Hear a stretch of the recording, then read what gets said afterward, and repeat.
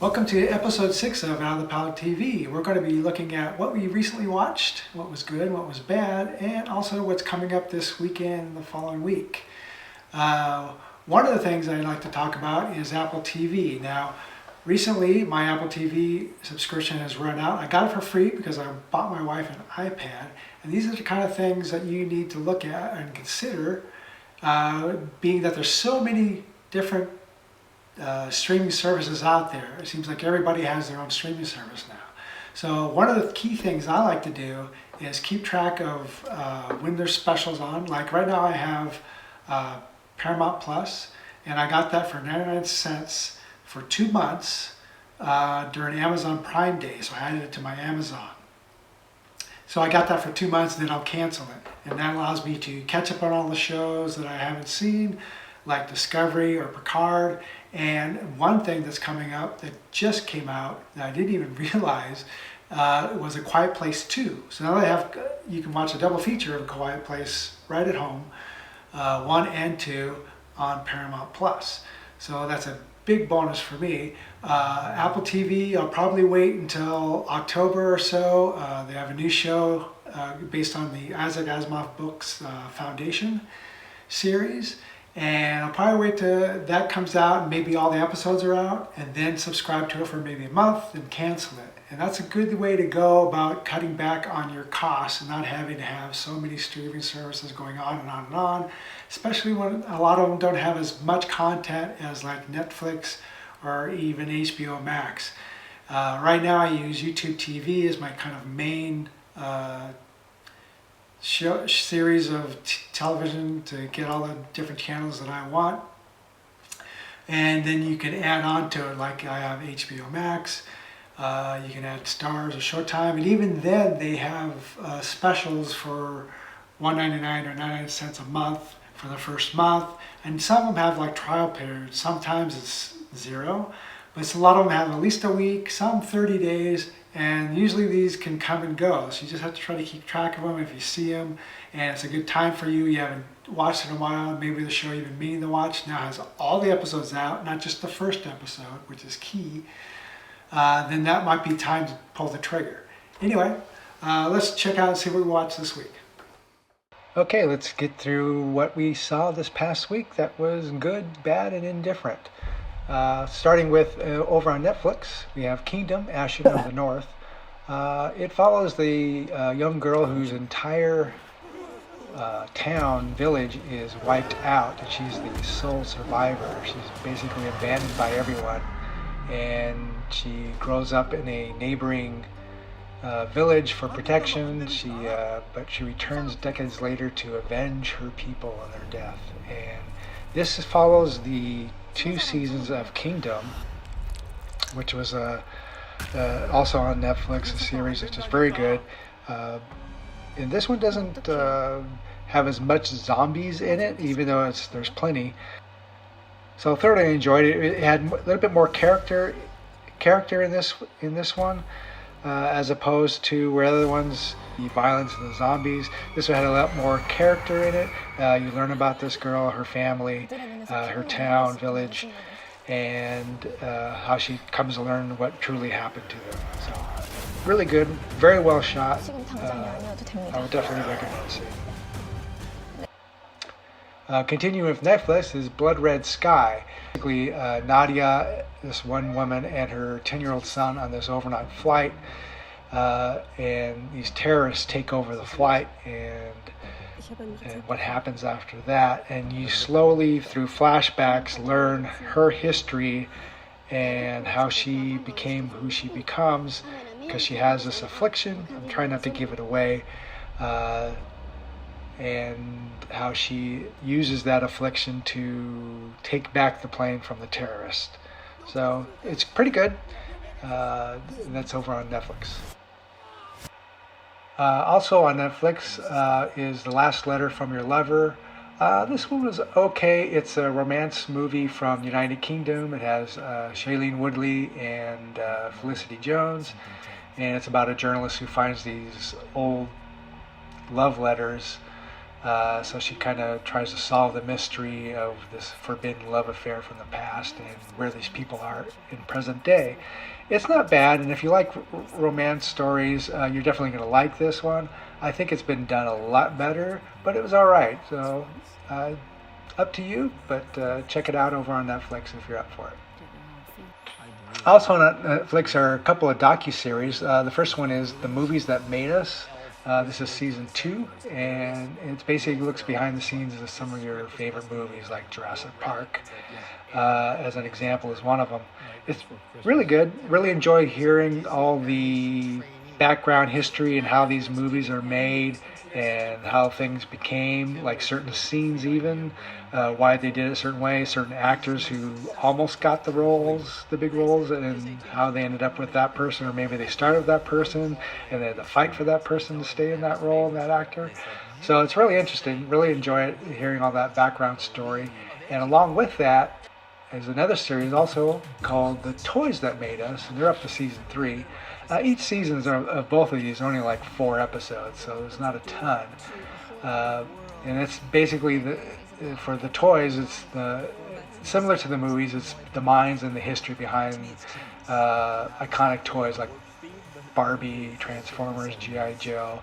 And just like in the movies, it's really interesting to see how a person thought of that toy and how it came about, how a certain company on a total whim like would make a toy or buy the rights to certain things like Star Wars, and how others didn't or missed the boat on certain toys. So that's also interesting, and I would say both of them are definitely worth checking out. And on a similar vein in Netflix is This Is Pop. I saw a lot of docuseries this week, sorry. And it covers the stories behind popular songs or even trends. I like to talk about the trends with pop, how it went over to Sweden and how that all came about, how a lot of those pop songs are made by Sweden producers and everything, going back to how it kind of initiated back with ABBA, just as an example. And like they did one episode on autotune and how that came about and it was invented. So very good. Also, if you like music, I would say definitely check that one out.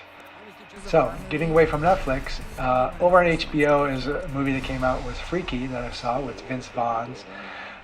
This is a kind of a twisted body swap movie, which was a nice twist, where Vince Vaughn plays a serial killer, and he ends up switching bodies with a teenage girl. So then the teenage girl is now the serial killer, and the teenage girl is now Vince Vaughn. So it's kind of fun. I enjoyed it, and that's over on HBO. Over on Apple TV, it was the season premiere of Ted Lasso. I watched the first episode.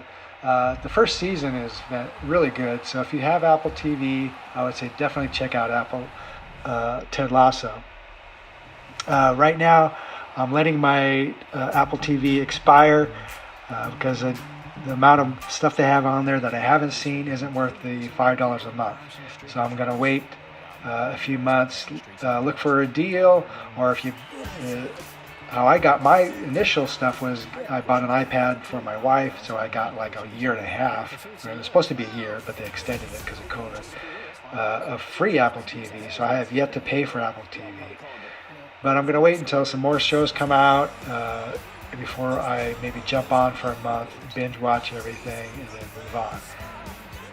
So over on Amazon is a new movie called Jolt with Kate Beckinsale, and she plays this person who has a very bizarre condition where she has anger, really strong anger conditions, which has led her to trying different solutions over the years, which got her into all this kind of training and then the military and stuff, and how that comes out of it, and she finally kind of falls for this guy, and he gets killed, so then she's on a mission to find the killers. So not bad, not great, but good overall, decent movie over on Amazon. The Olympics is going on. I always enjoy the Olympics, so I like to catch a lot of the different events. You can catch the Olympics over on NBC, on YouTube TV, and maybe others. They also have the Olympic Channel, and that's also Paramount, so you can catch the Olympics over there. And that's it for this week.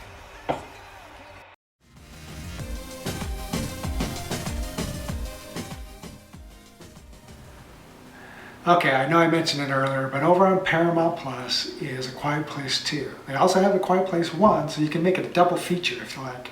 I kind of missed this one, but it just came out last week, so you can see them both. You don't have to go to the theaters if you have Paramount Plus.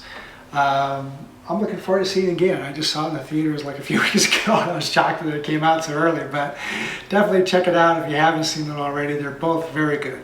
So over on Disney is a big premiere, and it's going to be on the premiere part of their service, and that's Jungle Cruise, based on the famous ride at Disneyland, starring The Rock and Emily Blunt. Don't know how good it's going to be. The previews are kind of iffy on, but it's on their Premiere Plus, and that's like $30. Currently on there as well is Black Widow. Now, Black Widow is going to come down to the free part of Disney Plus, or at least the basic part, I should say, early October, I think around October 3rd. So you may want to pay the extra now and see them both. I think you can see them both. Well, I haven't done Premiere Plus. I always wait, or I just see the movie in the theaters because it's even cheaper. Because I can get like $5 tickets on weekends, Sundays. Anyway, if you have a bigger family, I can see how you might want to spend the $30 and watch it from home. But anyway, that's a big one coming up this weekend, and we'll see how it goes. Okay, so over on Hulu, we have The Resort, and basically it's about one guy who writes about paranormal, and his friends take him to Hawaii to this abandoned resort. I guess it's supposed to be haunted, so of course they get taken there and the fun ensues. So as you can see, interesting location for a horror movie, which is a nice change, and that's on Hulu this weekend. Okay, so over on Disney Plus is the Jungle Cruise, based on the Disneyland ride of the same name.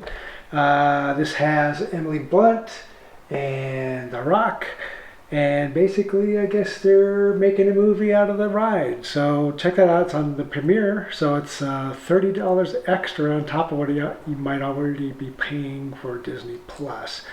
And along with that, I think Black Widow's still on premiere, but Black Widow's due to come out on the basic part of Disney Plus at the beginning of October, like around the 3rd, I believe. So Jungle Cruise new this weekend. So over on Hulu is The Resort. Basically 4 friends go on a trip to a haunted resort, I guess, that's been abandoned. It's in Hawaii, so location's nice, and horror. So it's an interesting mix. That's new this weekend over on Hulu, so check that one out if you're into horror. So moving over to Netflix is season 2 premiering of Outer Banks, which is a kind of a coming of age story of this one boy and his friends and the new girl in his life, and the hidden mysterious treasure and stuff behind it. So I saw season 1, pretty good, so I'm looking forward to season 2 coming out this weekend. Also out on Netflix is all 7 seasons of 30 Rock, which is a great series starring Tina Fey, Alec Baldwin, Tracy Morgan. It's kind of a behind-the-scenes look of a show similar to Saturday Night Live. It's fantastic. It's hilarious. If you haven't seen it, or you haven't seen it in a while, I'd say definitely check that over on Netflix. Now, for a change of pace, also on Netflix is a docuseries called Fantastic Fungi. I believe it's narrated by Brie Larson. I love these shows. The photography is fantastic. The story can get a little preachy at times, but it's still amazing. So definitely bookmark that or whatever, put it on your watch list, and check out Fantastic Fungi. Okay, finally over on Netflix is The Vault. Now it stars Freddie Highmore and Famke Janssen, and it's a globe-trotting action-packed thriller, basically a bank heist. But this whole thing is hidden, so they have to find this hidden fortress, figure out a way to open it, It looks well made. I'm definitely looking at this. This is probably one of the big ones I'm looking forward to this weekend, coming out on Netflix. This week, thanks for joining us. Please feel free to comment, ask questions, subscribe. If you have any technical issues or thoughts about different shows or different streaming services, let me know. I'll try to answer you, and I'll see you next week. Thanks.